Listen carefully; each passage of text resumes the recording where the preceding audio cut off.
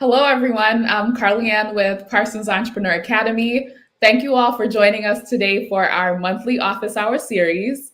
Today, we are excited to be working with our wonderful partners, the New School Alumni and Development Office, to bring you this webinar.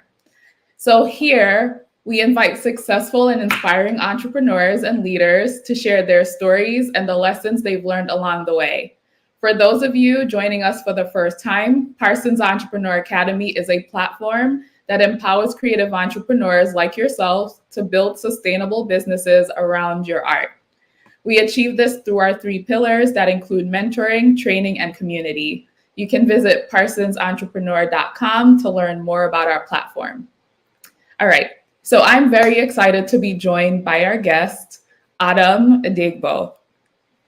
Ethical fashion entrepreneur Adeigbo started a colorful, women-focused fashion brand with the vision of positively impacting the lives of women in Africa and the United States.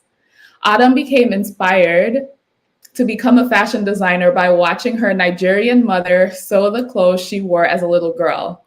She was voted best dressed in fourth grade. After attending Spelman College, where she attained an economics degree, followed by Parsons School of Design, where she attained a degree in fashion design, she worked her way up from intern to associate, working under a top A-list fashion stylist in Hollywood. She launched a collection of 7 African-inspired dresses while hostessing at NYC hotspots and pitching her collection to magazine editors as she sat them at their tables to dine. Adem is the 36th Black woman to raise $1 million in venture capital for a company and the first Black woman to raise $1 million in venture capital for a fashion brand. You can find her products at Neiman Marcus, Bergdorf Goodman, Nordstrom, Intermix, Shopbop, Rent the Runway, Anthropologie, and Tory Burch. Fans of Adem's collection include Kerry Washington, Gabrielle Union, Zooey Deschanel, Kristen Bell, Mindy Kaling, Amanda Gorman, and Busy Phillips. She enjoys writing in her spare time, and you can read about her startup journey via her former column on Forbes.com. Hi, Adem. Hi, Carly Ann. How are you? Nice to see you. I'm good. Nice to see you too. Thank you so much for joining us. My pleasure. What a wonderful introduction. Thank you very much. You're welcome. So, let's jump right into it. So, you were heavily inspired by your mom, and watching her sew clothes or making your clothes. But as you started out, you went to college for economics. So, tell us a little bit more about your background and your journey, and how did you wind up starting a fashion brand? What was your background journey like? That's a great question. And, my story is a wonderful testament in terms of, walking your own journey and how kind of like the universe or the God, the spiritual side of things will put you where you need to be, whether if you need to be there or not. Back when I started my undergraduate degree, there was no shows like Project Runway to kind of democratize the journey to becoming a fashion designer. As a young Black girl of Nigerian immigrants, even though fashion was the thing that I was the most passionate about, I had no idea that I could become a fashion designer. Mm-hmm. So, applied to NYU, was rejected, got into Spelman, didn't know what I wanted to study, but ended up studying economics because I kind of thought like if I went into business, I could figure it out eventually. At age 19, one night, after watching a television show where they were highlighting designers like Anna Sui and Bill Blass, I picked up a pencil, and even though I couldn't sketch, I started describing ideas that were flowing through my head. Polka dot t-shirt with matching black and white pants, literally writing the words out. And then I got the courage to start sketching. And they were little stick figures and they weren't very good. But eventually I ordered a drawing book off of eBay that kind of taught me how to draw. And I still have this journal that takes you from stick figures onto these full page, beautiful, sketches that I learned how to do my last 2 years at Parsons while I was getting my economics degree during the day and sketching at night and carrying this sketchbook around with me to all my classes. So some of those sketches were what I submitted into Parsons. first did their summer intensive program, fell in love with New York. And as an aside, the Marlton Hotel on 8th Street off of 5th Avenue was my dorm from Parsons, used to be a Parsons dorm. And now that's where I stay when I go back to New York City to visit. So it's such a Full circle moment for me. So yeah, I when I graduated from Spelman, I applied to FIT. I applied to Parsons. Parsons was, of course, my number one choice. But I was rejected from FIT. I got into Parsons. And, that economics degree really laid the foundation for my comfort with numbers as I grew into building my own business plans after I, graduated from Parsons and worked in retail, worked in celebrity styling, worked in New York City hospitality, all of these things shaping what I needed. The styling gave me the comfort around high profile women and high profile companies like Chanel and Dior and Louis Vuitton, etc. Working in retail, people might not think it's a glamorous job, but it teaches you how to sell and it teaches you how to understand your customer and know who your customer is. And working in hospitality as a hostess, which my feet were killing me every night at the end of every night.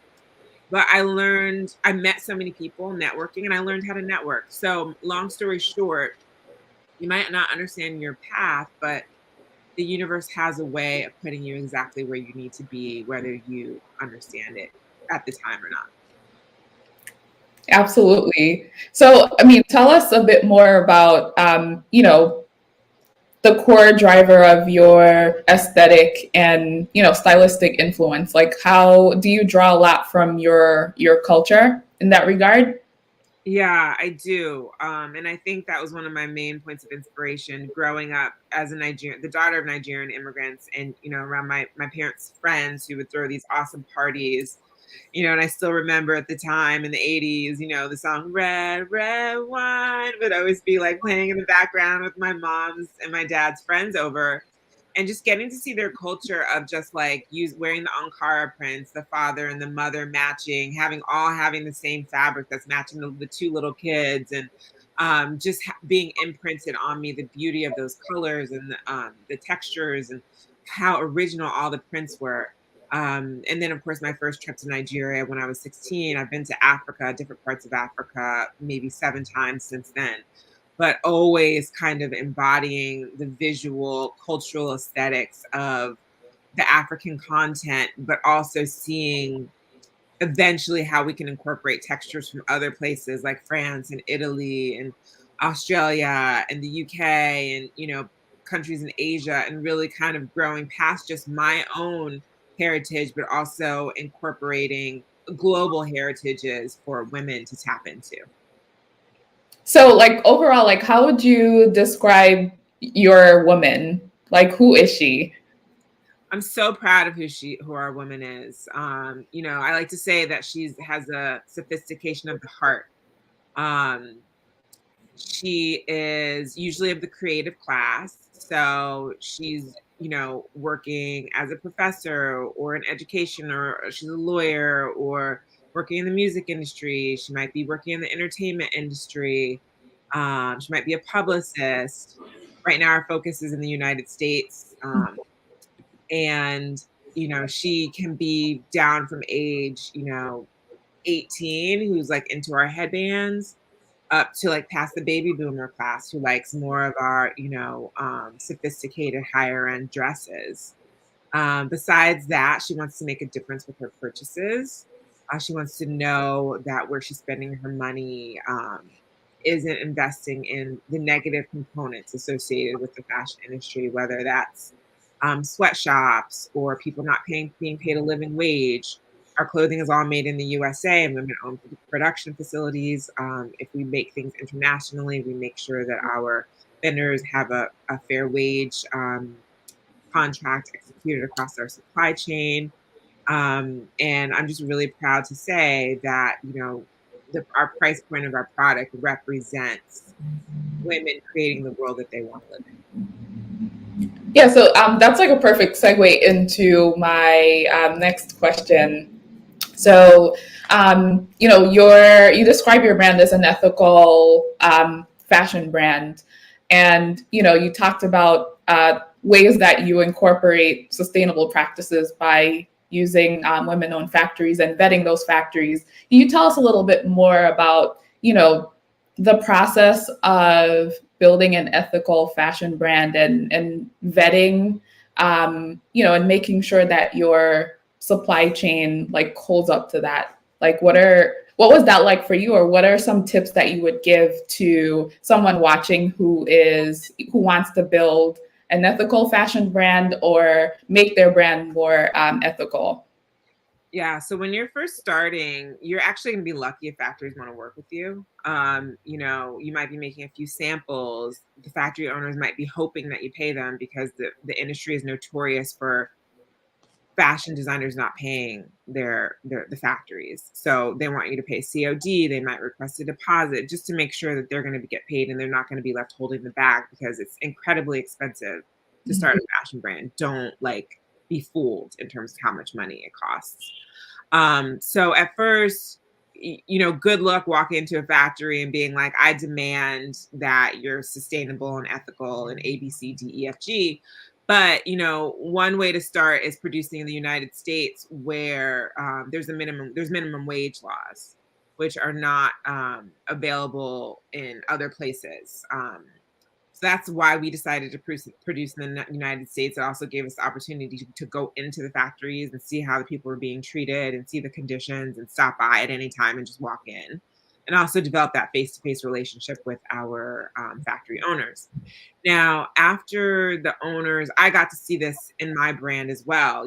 I went from always being pushed to the back of the production line, praying that my things would be made on time, as they made things for, bigger, more established brands who they were getting bigger orders from. I went from that to starting to have respect with my factories. And as you make that transition, that opens the door in terms of negotiations, in terms of how much deeper you can go, and saying okay, well, if you value my business, then you will sign this contract saying that all of your workers are paid a living wage. And if we find out the opposite, you could be held accountable. And that's basically where we are now.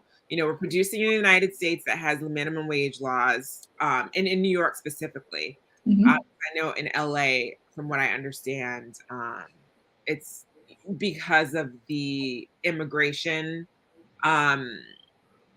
policies around people coming from, over the border. From what I understand, in LA, it's harder to police those policies. Apparently, there's a lot of people working in factories who are not being paid minimum wage. It's a bit easier to police that in New York. And now we've executed our supply chain contract. And you know what? As we grow and as I have more bandwidth and as we have more power, we're going to go deeper into that process. There's even ways to partner with the Fair Trade Association, who has this intense contract, this intense checklist, this intense process of going into the factories and checking and making sure that all of the fair trade standards are being maintained. And as we grow, I want us to go deeper into that process as well, of vetting our factories and going deeper into making sure that all of the fair trade, all of the living wage and fair trade policies are being executed. Outside of, vetting your factories, respective of where you are in your cycle of how mature your company is, we also produce our garments made to order, which is definitely much more expensive on the front end. You're basically paying a sample price every time someone orders something. But again, as my factory started to see the volume that I was producing make to order, the price started to come down a little bit. And what's great is that we don't hold a bunch of inventory. Everything that's produced from our website already has a buyer. So that's another thing that's reflected in the price point. We also recycle our fabric scraps with this organization in New York City called Fab Scrap, that will come and pick up your fabric scraps and repurpose them, which I think is fantastic. And then, we do other things to invest in our community, like hosting trunk shows where the women get a percentage of the sales, investing in community, or the nonprofit of their choice get a percentage of sales. But we donate a percentage of our sales to young women in the U.S. foster care system, as another way of attempting to give back. Amazing. Thank you, Carly Ann. You're welcome. Um, yeah, that's amazing. You know, it's challenging building this type of business. This is like one of the most difficult industries to navigate as an entrepreneur. And it's rare. Like there are a lot of amazing accomplishments and feats that you've made. You know, being the 36th Black woman to raise over $1 million in venture capital, and the first Black woman in fashion to raise over $1 million in venture capital. I think raising venture capital in fashion is rare in general. So, tell us a little bit more about that journey. Well, I guess one, like, there are different ways to finance your business, and why was this right for you? It might not be right for everyone else, but why did Autumn decide to go this route? And what was that journey like for you? Yeah. So when I designed those 7 dresses working at STK restaurant in the Meatpacking District, like a year after it opened, I knew I needed money. I thought I needed like $300,000. So of course I wrote a business plan, and the first person I asked was my uncle, and he was like, no. I was devastated. My friends The next person I asked was the owner of STK, a gentleman by the name of Jonathan. And he's like this big wig. He walks in, I'm the hostess. I've never spoken to him. I walk up to him, introduce myself, and I tell him I have an idea.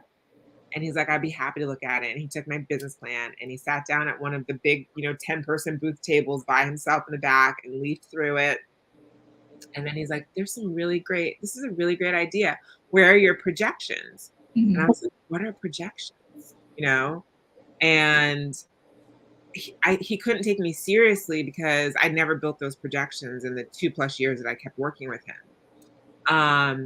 And for anyone who doesn't know, projections are this like complicated Excel sheets that, you build across your 5-year projection to see how much money you're going to make in the next 5 years, how much things are going to cost, and they keep your business on track, continually. And you're always doing that the whole life cycle of your business. So if there's a problem, you can dig into your assumptions of the projections and fix what's wrong. So long story short, how I eventually finally did get to building projections was I entered the New York Public Library business plan competition. And they literally walk you through chapter by chapter how to build your business plan. And then you pitch at the end of the summer for up to $15,000. The prizes are $15,000 down to like $1,500. Oh. I got 3rd place and I was so upset. I got $5,000. I bought a computer with it and I cried. I was so mad. I wanted the $15K so bad. But I mean, for anyone who wants to learn how to build a business plan, buy Rhonda Abrams' The Successful Business Plan book and read a chapter, write a chapter, read a chapter, write a chapter. It will literally walk you through how to write any of your ideas that you have around your business plan. And I learned how to build projections, and I learned how to like build these really intense projections that like calculate across Excel sheets. And if you don't know how to use Excel, I didn't either. I Googled it. Anytime I wanted to figure out how to write a sum of a bunch of numbers, I was like, how to write a sum in Excel? I Googled it. And it might sound like a pain, which it was, but if you're serious, you'll dig into it and you'll figure it out. And then from that point on, I had my business plan. This was in 2014. I closed my first round of capital of, this is kind of a long story, but it's interesting. So I'll try to work you through it. So I didn't have a job in about 2015. I started working in construction as an expediter in the garment district.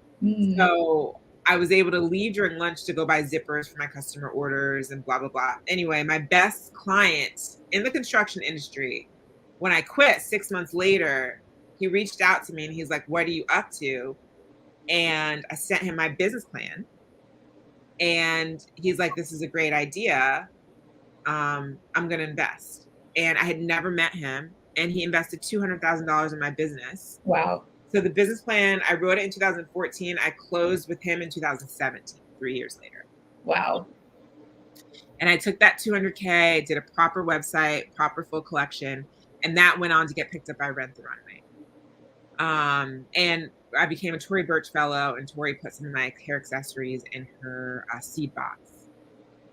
But long story short, this is interesting, like a mix of like meant to be, being in the right place at the right time, and making sure you're prepared. Mhm. If I didn't have those projections, I would have never gotten that $200,000.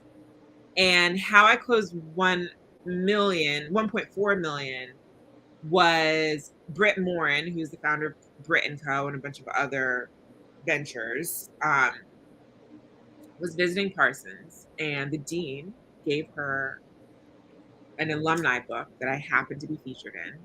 She's in the back of a taxi, leafing through it. She sees my brand. She sends me an email. I don't respond because I'm awful at responding to emails. She follows me on Instagram. And then I dress her for like the Today Show. And then I tell her the statistics around Black women in venture capital, which is like 0.02% of money went to Black women. She's like, we're changing that. Invites me out to Silicon Valley, opens her network to me, helps me with my VC, venture capital level pitch deck. And eventually I closed that 1.4 million in capital. Wow. No, I mean, you said it was a long story, but necessary, because there's so many. That's amazing, and there's so many lessons in there. Which I'm gonna jump and like segue to like the power of like building networks, because you were great at doing that. You utilized every single job that you had, even the ones that weren't connected to fashion at all, and we were able to like leverage those in an incredible way. So yeah. And I think it goes back to our first point of like trusting your path. Like when I was working construction, I mean, degree from Parsons, degree in economics, I'm working construction, like I could have felt like, not that there's listen, there's a lot of money in construction. People get very wealthy working in construction. It wasn't that there's anything wrong with that industry. It's just not what I saw for myself. Right. I could have felt like a failure. I could have been pissed, depressed, mad every day. But I walked in there like pretty happy, actually, because you just have to have faith and trust your journey, like blind faith. And what I've known that my best client, who, because I was so focused on his project and I made him $4 million in 10 months, him and his company, that would be building trust for him to understand that whatever he gave me, I would execute it. And that is the person who opened the biggest door for me, So yes, networking is just about like being kind. There's a lot of crappy people in this world too. There's a lot of people who treated me very poorly, and that's part of the journey too, because it's cool because you get to see, you learn a lot about people and what their intentions are, and who you want to like actually build with, and who the people you don't want to build with are, and you tend to see their karma. Those people tend to be bad karma too. So be kind, work hard, be prepared, trust your journey, have faith, ask for help, and you'll be surprised where you end up. Yeah, and like thanks for being transparent about all of these steps and these different jobs that you had to take on. I think it's a lot more common than people think. There are a lot of designers, like even when they're getting featured in things, like they're doing like 3 other jobs, and it's just a testament to rolling up your sleeves and doing what you need to do. Yeah, because, in 2012, one of my jackets was in the Solange Knowles, like Losing You music video. And that segued into like a BET feature. And like, there was a big splash of awareness around me. And then I didn't have any more capital. And by 2015, 16, I was working in construction. And I'd be getting messages and comments on my Instagram, like, you fell off, but don't let that, don't let it get to you. And, I think just integrity and your path and in your journey, and that integrity includes the faith, it includes the kindness, it includes the hard work, it includes the dedication. You will keep going up. It might look like down and then up and then down again and then up, but you will keep going. So, like on networking again, or cultivating a community of supporters, you have some of the best ones. Like I mean, Kerry Washington, Mindy Kaling, Busy Phillips, Amanda Gorman, like those are powerhouse women, and you know they wear your brand. They're out there on television. They're supporting you. How did you cultivate, um, you know, these women who are supporting your brand and wearing your clothes? Can you talk a bit about that? Yeah, goodness. So you have to connect to the people who dress them. They're stylists. Um, and moving from New York to LA just like opened. I moved here June 2020, and then by November 2020, Kerry Washington was the first person to wear our stuff, and then it just Oh kept wow. trickling. And those women, they trust each other. So it's like when one high profile woman starts wearing it, another will be like, oh, what's that? Like, they can follow each other. So it tends to just create this like, beautiful storm of interest Mhm. around the product. So again, it's networking. You want to find an agency, like a marketing and PR agency who has strong relationships, and those relationships, it's all about relationships. Yep.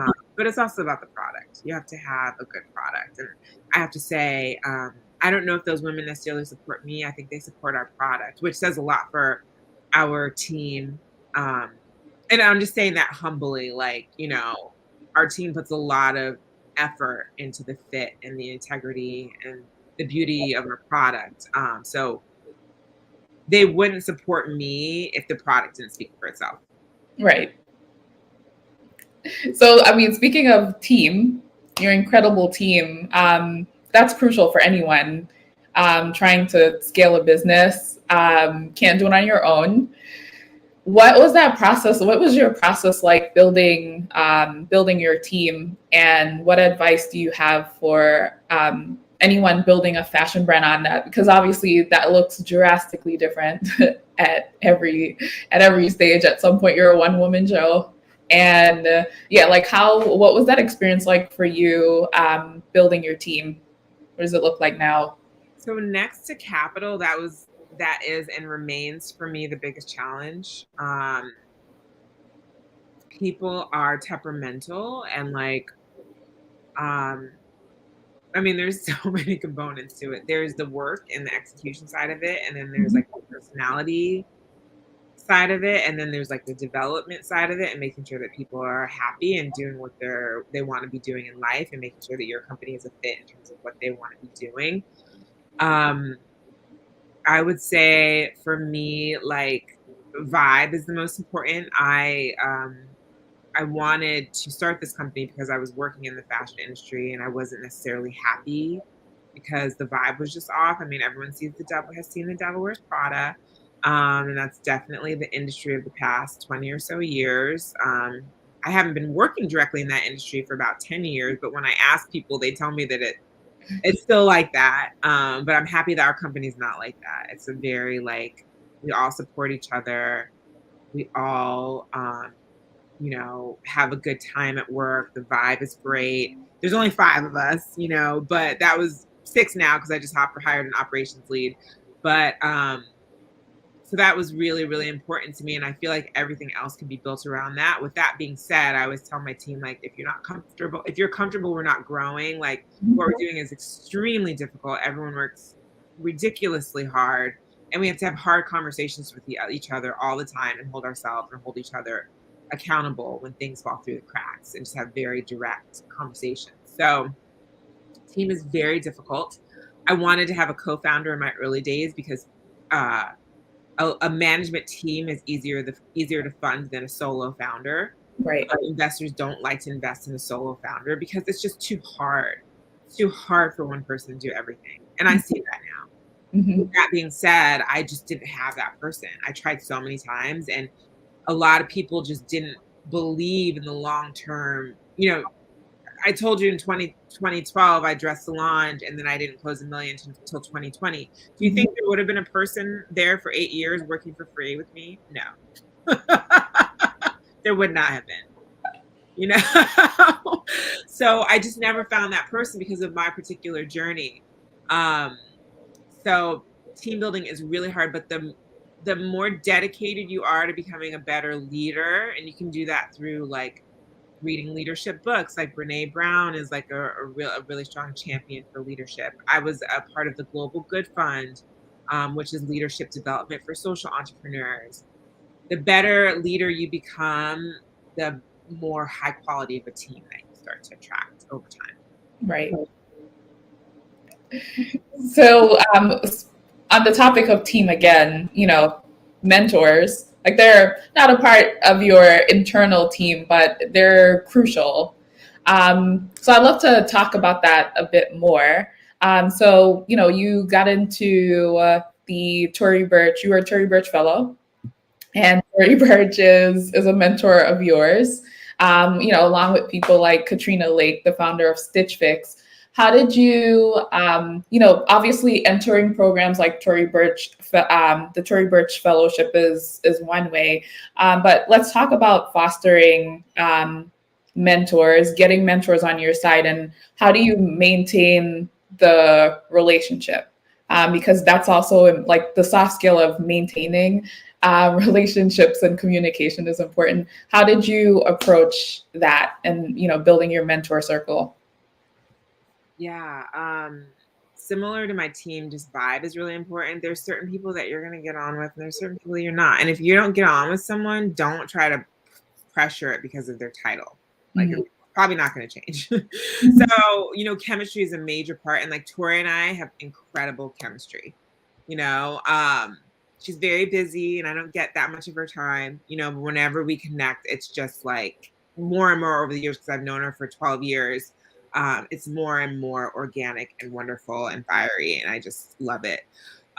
So trust those people. Even Katrina Lake, when I used to watch her on YouTube, I was like, I really like her. Like, if you look at someone through the TV screen or through YouTube or something and you have a vibe, like, trust it and like follow them and see if they're going to be giving a webinar, or now that we're back in face to face, see if they're going to be doing public speaking anywhere. And just try to connect. Don't take no for an answer. I remember one time I met Jeffrey Aronson, who was the former CEO of Oscar de la Renta, Donna Karen, and Marc Jacobs. And I tried to get on his calendar and he told me no. And I just would not take no for an answer. Like, I was like, you're going to see me. And he actually went on to introduce me to someone in Silicon Valley who became an investor in my company. Nice. So besides that, I like when my mentors eventually kind of they do become my friends.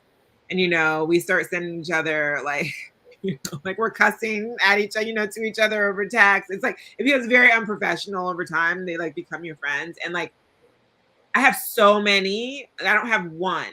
I have so many people that like, when I have a problem, I can think of like, okay, who can I talk to about this? And I like mine info from them. And they don't always give you good advice, but sometimes they give you advice that you don't want to hear that actually is going to help you grow. So it goes back to integrity. And like, when you hear something from someone and it's like, is this filled with integrity? Is, even if it's difficult, is going to help me grow in the right direction? And you can follow that advice, and it usually turns out to be the right stuff. But they give you bad advice sometimes too, and you have to like listen to your gut. Yeah. Can you talk a little bit more about that too? Because I find that it takes people some time to figure out how to utilize advice, because someone successful doesn't mean that you should listen to every single thing that they say, so yeah, like how what advice would you give to people on navigating and discerning advice? Because like you said, there's a lot of bad advice and they could be coming from powerful people who are successful in their own right. Absolutely. And then you see those people like crash and burn like 2 years later because they don't have integrity, So, not, thinking of like a Harvey Weinstein situation who like ruled Hollywood forever, and like taking advice from him, that's bad advice probably to take, But there was a time he was the most powerful person, and you would think that you would have thought it was good advice because he said it, So I would say you have to know yourself. You really need to get connected to some kind of higher power. I'm personally a Christian, and that really kind of like guides my path. And in knowing yourself, you can listen to people and you can see how what they're telling sits with you. Mm-hmm. Because you listen, when I was raising money for the company, I was getting opposite. Like I would have been spinning on myself. Oh no, change this page to the end. And someone else saying, why is this page at the end? It should be the first one. So it's like you learn to listen to yourself and listen to your gut. And then the second litmus test is what I was saying, like, is this what they're telling me, even though I don't want to hear it, even though I don't want to do it? Is this a challenge that I need to take on so I can grow, become a better entrepreneur, a better creative, a better person? Let me dig into it and push myself. Yeah. So you've managed to like get into some of the top retailers. Let's talk about the process of selling, and not just getting into those stores, but it's not easy getting in, maintaining those, because it's expensive to be in those stores. So talk a little bit about your process of, getting into these stores and managing the relationship, and what type of advice you would give to designers who are looking at these stores and want to get into them. Yeah, so I was rejected by almost all these stores in 2012. Like right after, we got that Solange Knowles placement, which was major. Mm-hmm. I was able to get appointments at all of them, from Saks to Neiman's to, I don't know if I got Nordstrom, but Bloomingdale's. And none of them picked my brand up, and this is in 2012. And that's when I ran out of money. And that's when I eventually started working in construction.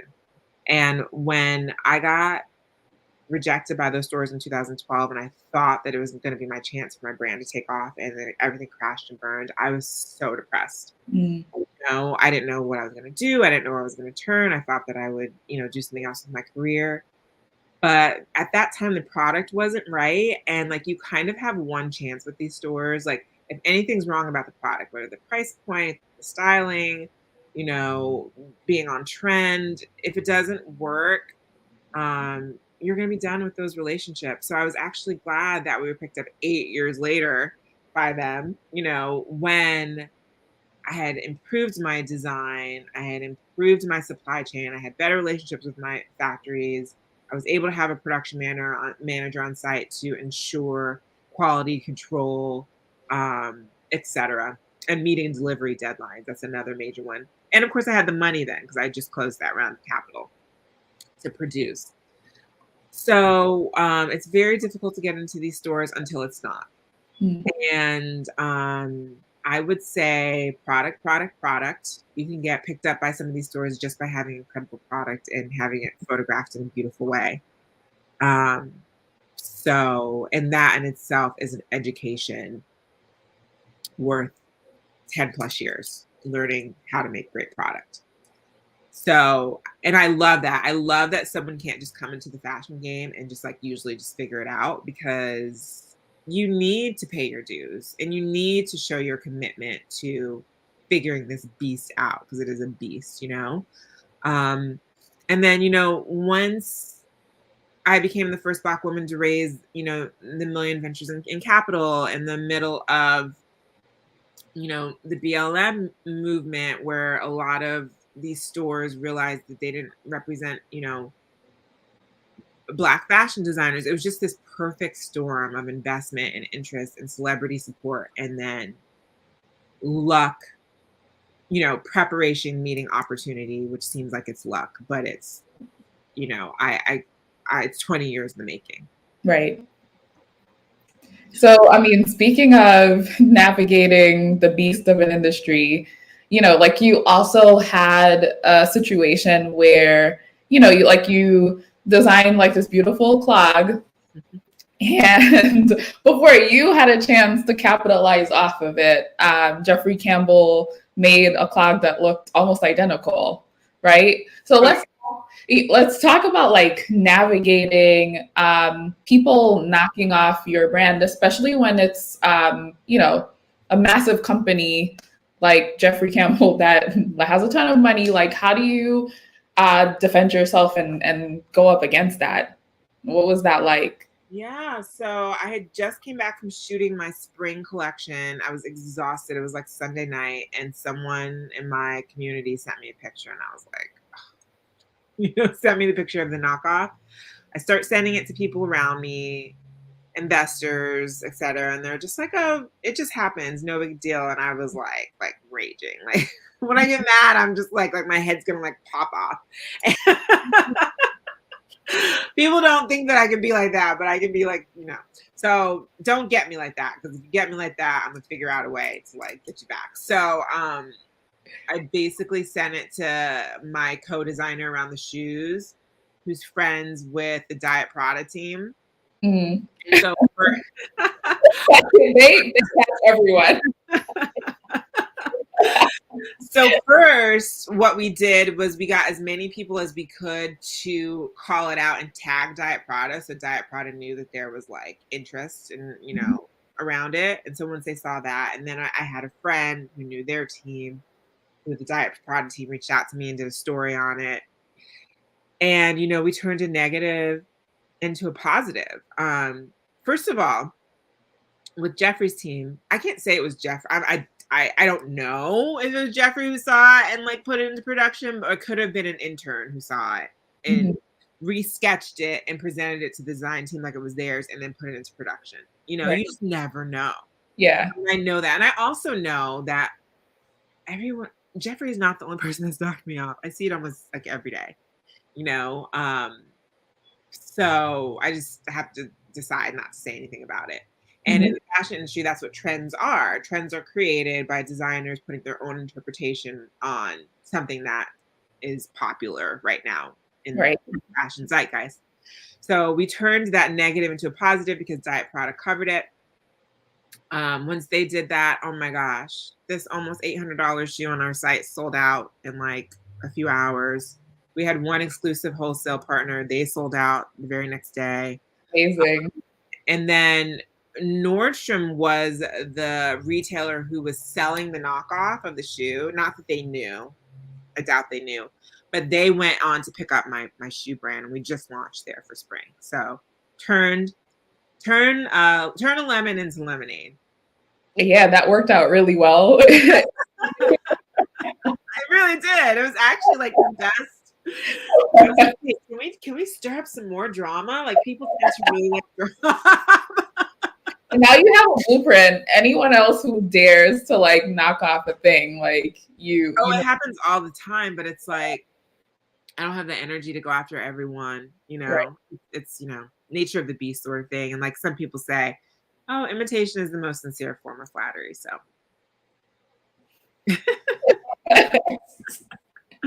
I see how it can get exhausting for some people, but for sure, it's exhausting. It is. It's distracting. Yeah. Huh? It's distracting. Yeah. Well, I mean, my next question is, you've been in this game for a long time. It's not an easy industry to navigate, but what would you say were your top two like biggest challenges out of everything? I would say it was like the long-term commitment and dedication and like faith. I mean, I've been carrying a sketchbook around since I was 19 years old, telling anyone who would listen that I'm going to be a fashion designer. I mean, and it got to the point where no one cared. No one believed me. Like, they were just ignoring me. Like, yeah, right. So having that faith in what's in your gut and what you're the most passionate about, and having the determination and commitment to not quit and to figure it out. So that was number one. And then raising the money was number two. I mean, are you kidding? Like the figure rolls off my tongue now, like, because we raised that 1.4 million in 2020. We raised another 3 million last year. So we're at like over $4 million raised, which just rolls off my tongue. But for the longest time, I couldn't even fathom $100,000. I couldn't fathom having $50,000. I couldn't fathom having $20,000. So it's almost like you have to like switch your vibration over time to attract what you need and what you think you deserve. So those were the two hardest things. And then the third, I would say, has been the team, developing the team. Right. Yeah. I mean, everything that you've shared and you know, your last fundraise, it all like sits on all of those years, right? It's you played the long game. It's almost like I'm finally being compensated for 20 years of commitment. Hear that, everyone? 20 years. You gotta, it's the long game. You have to stick with it. That's amazing. I mean, what's your big why? Like, what gave you the strength to say after something exploded or things exploded over the 20 years, like, what's the number one like motivating factor that made you stick with it? You know, it's the women in the product. That's the thing that gets me the most excited. It really is like having your product become a part of someone's life, seeing how it makes them feel, how it increases their confidence, how it inspires them in terms of how they want to do their hair and what shoes they want to wear and where they're going to wear it to. I love being a part of having our product and what it represents be a part of women's lives. And that's the end customer. It's the sewer in the factory they've literally told me they have fun sewing our products because it's like a break in the monotony of like the t-shirts or the, button downs. We create art and we do our best to create art anyway. And, from the design team to the sewer who loves coming to work, and to the end customer who I can tell the joy that she feels wearing our product. That is my why. So you talked about your why, your challenges. Now, to anyone watching who aspires to launch a fashion brand, like I guess starting from like the ground up, like what are some things that you wish you'd done differently that they could learn from?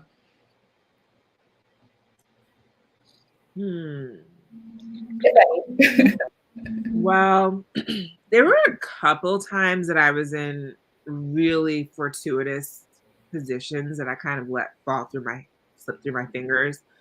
The first one was when I was assisting stylist Andrea Lieberman, and I was an intern at first, and Andrea was like top of her game. She was like, and she is now too, she's the ALC fashion brand, which is phenomenally successful. But back then she was a stylist. She put J-Lo in that green Versace dress. So she was like the stylist. And like under her, I was dressing like J-Lo around that time, which was like, oh my God, are you kidding? J-Lo at that time was like, I'm sure you remember Carly-Ann.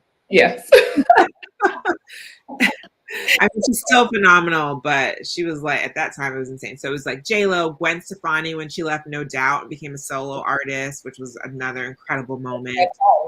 Yeah. Who else? The Pussycat Dolls when they launched with that Don't You music video.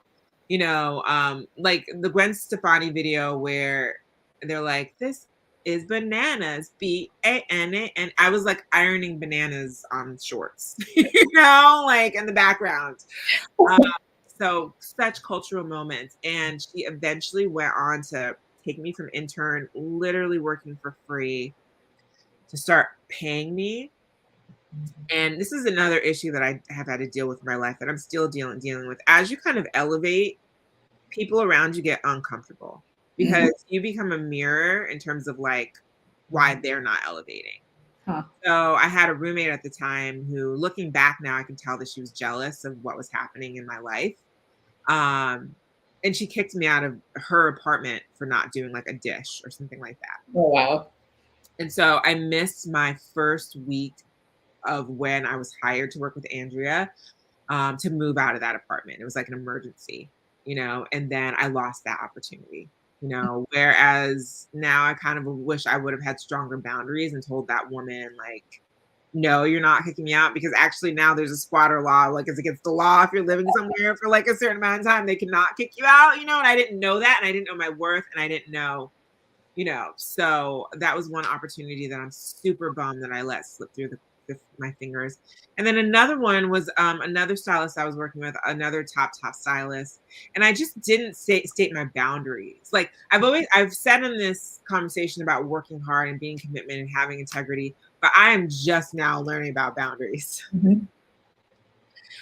Carly Ann, when we were coming up in the industry, if you were working at a magazine or an assistant and they wanted you to stay till 3, 4 in the morning, you stayed till 3, 4 in the morning, whether it was paid or not. Yep. I was out in the snow delivering samples. I had surgery on my foot. I had a boot on my foot, walking in the snow, dropping off samples. Like that's how committed I was to stuff. But you need boundaries so that you can get what you need, get what you want, get what you deserve, and earn respect. So and it goes back to like knowing yourself and having a connection to a higher power, because that tells you what your boundaries are. Right. How things have changed. I mean, it's still a hard industry, but at least now, like, you know, there are laws for interns to get. Oh my God. Not like that. That was insane. Not too long ago. Like Oh you had to like take the opportunities you get, because it was made to feel like if you won't do it, someone else will, and someone else would have. Yeah. It's true. Yeah. All right. So let's like go back to you, like looking ahead 5 years, if you are, you know, we're in turbulent times these days. So a lot of people don't project out 10 years anymore. But what's your ultimate vision for yourself as an entrepreneur and for your business? Like, where would you like to see yourself in 5 years? I would love to have a really beautiful office in New York. We have an office, but it's like not the most organized at the moment. So I'd love to get an organized, beautiful like showroom and office space in New York. I'd love to have a second office here in LA. Also beautiful, organized. And I would love my team in the office to be a visual and cultural representation of what we embody as a brand. I would love to have much more saturation in the US market. Mm-hmm. You know, maybe be represented at a store or, you know, plus in every state. Would love to aggressively grow our direct to consumer business and hopefully do it in a sustainable way. Still hopefully be make to order. And develop using technology more and more and data ways to better serve our customer around make to order product. And would love to start to have an international footprint, because I think that the ladies in Europe, where they're a little bit more adventurous with their clothes, could really love some Adeigbo products. And then I just also want to find a way to more to create more impact, whether that's opportunities for other women, minority, Black women owned businesses, entrepreneurs, just be more of a way maker and way shower and use what's given to me to create avenues for other people. Amazing. I love it. Put it out into the universe. Yeah. So what is there anything on the horizon that you're allowed to share that we should look out for the brand? Yeah. Oh my gosh. We have the most exciting news that we're just trying to find the right partners to share. So just be on the lookout for that. Hopefully in the next 30 days, we can announce it. Besides that, go on our Instagram page. Just this past Monday, I attended the Parsons benefit where Tory Burch was honored, Lauren Santo Domingo, Kende Wiley, and maybe one other person that's slipping my mind. But Tory was so generous. She put me in a video alongside the likes of Anna Wintour and Jason Bolden and the Proenza Schooler founders. I mean, I just can't believe I'm looking at this video, I think today, because as I told you, Carly, I've been traveling and like, I don't really get a chance often to sit back and reflect on things. It's always like, go, go, go, go, go. But this was one of the moments in my life where I was just like, I'm on the screen with the biggest players in the industry right now. Like, how did this happen? you know? So please go check out that video. I saw the video. Yeah. It's pretty epic. Like I said, you know, like I've seen like parts of your earlier journey, and it's really amazing to see everything that's materialized. And yeah, it's been great having this conversation and learning more about the past 20 years that you've built that on. Likewise, it was so wonderful catching up with you, Carly Ann. I think that what my footprint on this planet is going to be is similar to other people like Colonel Sanders, who started KFC at what, 70 or something? Or, you know, Sarah Blakely, who grew $5,000 into $1 billion industry. I think my story is to show you that you can do it too. You know, I'm still figuring it out myself, but I do think that that's why I was put on this planet, was to inspire others to, like, no matter what you're up against, you can do it. Well, that's amazing. Thank you so much for doing this. We're gonna take some questions from the audience. Sure. So if anyone has any questions, put them in the chat. All right, so hi, Rachel. Rachel is asking, did you ever feel like time was slipping away from you during the moments when you were waiting for your brand to pop and capital to be acquired? If yes, how did you deal with that type of pressure? Oh my gosh, yes. Yes. But it's like, it's a double-edged sword, because sometimes you see someone who doesn't have the talent, like say they want to be a singer but they can't sing. You know, I'm not going to tell that person like, like, could you like use auto tune and become a huge star? It is possible, you know, but maybe what you should be doing is like being a songwriter, or like, you know, doing A&R for singers, or like you can still work in the industry you're passionate about. You just have to make sure that your talent is receptive. So what told me to stay on the path was, in my early days, the magazine editors putting it in the magazine, Solange Knowles wearing it in 2012, people stopping me on the street and asking me about it. I got these little signs that like, you have something here, don't give up, you know? So if you get those signs, don't give up. But if you're not getting those signs, you might need to tweak what your vision is a little bit. So the answer is absolutely, but you know, it goes back to your faith and knowing yourself, and trusting in the journey.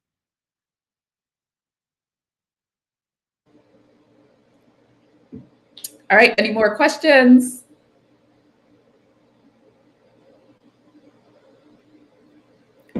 All right.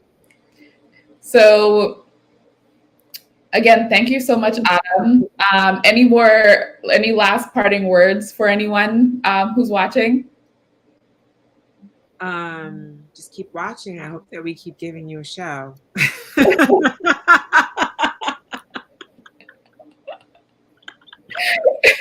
Keep watching.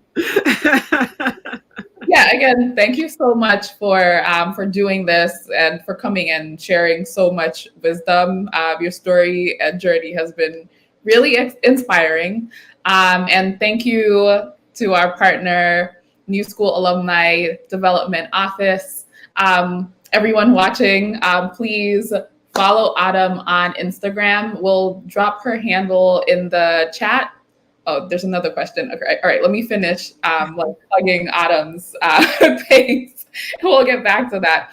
And check out her website. We'll also drop a link, adeigbo.com, to check out her designs and to continue following her journey. All right, let's take the other question. All right, so Michelle wants to know, what is the #1 piece of advice you would give to someone starting out? Get educated around what you want to do. Go to school, and then work under people who are doing what you want to do. There's just a confidence that comes with education in terms of your decision making. So it's really important that you get the education and the experience. There's just something so beautiful about the confidence that comes alongside that. All right, so we have another one again. All right, everyone, don't be shy. The second you're like, okay, like we're wrapping, the questions are coming in. All right, so Adura wants to know, well, she says, thanks for this awesome discussion. Autumn, do you have recommendations on going the made to order route versus producing a full collection for starters? Well, you always have to create a collection because those are your samples. Like that's what that's what you're going to photograph for your website. That's what, potential buyers at stores are going to look at. And then they place those orders. Now, it can be a small collection. It can be 3 pieces, whatever you can afford. Mine was 7 dresses initially, and that grew out over time. So I would say like, focus on creating a capsule is what you call it in the industry, something small but that represents your brand, and that can be your collection for the first 2 years. You don't have to do another drop for like 2 years if you don't have the capital to keep putting out collections every season or every year, and just like hustle that collection, get in front of editors, get in front of influencers, DM influencers and offer to like you can find micro influencers, like maybe someone who's got like 5,000 followers, but engaged community, and be like, hey, do you want to wear one of my bags out, for the weekend? I'll ship it to you. That's how I would start from the ground up, just to start to build brand awareness. And then as people start wearing, you reshare it on social media. And then the level of influencer starts to rise over time. And then you can definitely sell on your website, make to order. Why not? Especially if it's like a handbag or jewelry, something that's not sized. Perfect. If it is clothing that's sized, then you really have to invest in your fit. You really have to work with markers and graders who know what they're doing. It can't be too gapey here or too long here, or like, there's lots of issues. So when I tell you that we have like 3 to 4 fit sessions per garment and that it's expensive, we really invest in our fit just to make sure that our make to order product works across our size range.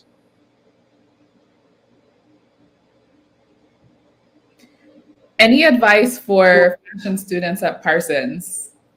Well, you already have made the right first step. Parsons is so respected.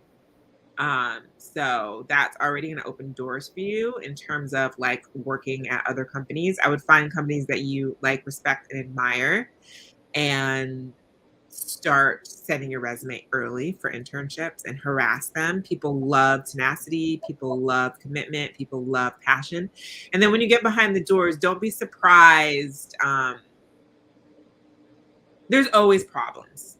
It can be your dream place to work, and you'll see the problems, and don't be discouraged by that. I mean, think about how your family is perceived in the public and the stuff that that goes on behind the scenes that nobody else knows about, it's the same thing as a company. It's perceived a certain way in the public, and then behind the scenes, there's always issues. Don't be deterred by that. Just commit.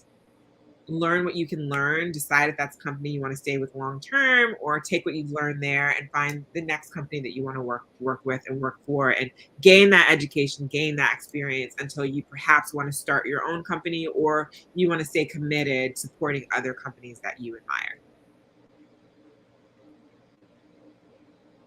All right, I think that's the last one.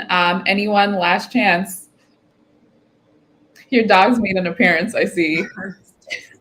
My dog Tuesday. Hi. So cute. Thank you. All right, so I think that's the last of our questions. Again, thank you again, Autumn. It was great seeing you and great chatting with you. And I hope to see you in person whenever you're back in New York. If I'm back in New York, let's do it. I'd love that, and I'm excited to see how we continue to support each other over the years. Absolutely. All right.